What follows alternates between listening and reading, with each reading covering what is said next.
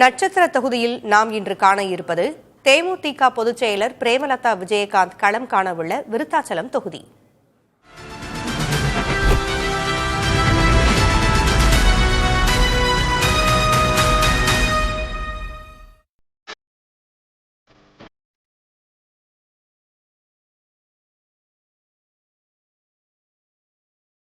தேமுதிக ஆரம்பிக்கப்பட்டு அந்த கட்சிக்கு முதல் வெற்றியையும் அங்கீகாரத்தையும் கொடுத்த தொகுதி என்றால் அது கடலூர் மாவட்டத்தில் உள்ள விருத்தாச்சலம் தொகுதிதான்.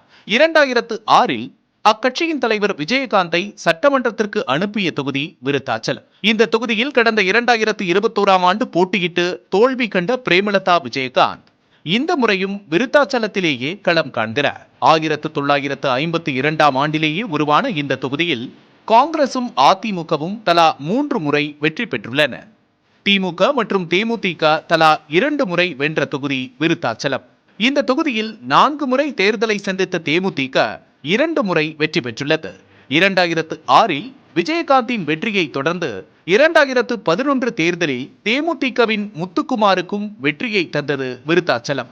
ஆனால் 2016 தேமுதிகவிடமிருந்து தொகுதி கை நழுவியது. அந்த தேர்தலில் அதிமுகவிடம் தேமுதிகவின் முத்துக்குமார் தோல்வியை தழுவினார்.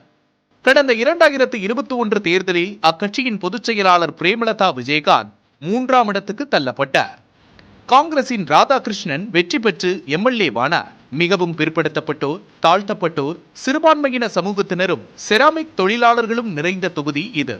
கிட்டத்தட்ட 2,37,000 வாக்காளர்கள் இந்த தொகுதியில் உள்ளனர். விருத்தாச்சலத்தை தனி மாவட்டமாக அறிவிக்க வேண்டும், மகளிர் மற்றும் வேளாண் கல்லூரிகள் அமைக்க வேண்டும் என்பது தொகுதி மக்களின் நீண்டகால கோரிக்கையாக உள்ளது. விருத்தாச்சலத்தில் இந்த முறை தேமுதிக பொதுச் செயலாளர் பிரேமலதா விஜயகாந்தை எதிர்த்து பாமக வேட்பாளர் தமிழரசி களமிறங்கியுள்ளார். நாம் தமிழர் கட்சியின் வேட்பாளர் ஆனந்தியுடன் தாவேகா சார்பில் விஜய் என்பவரும் போட்டியிடுவதால் விருத்தாச்சலம் களம் விறுவிறுப்படைந்துள்ளது. புதிய தலைமுறைக்காக செய்தியாளர் ஸ்ரீதர்.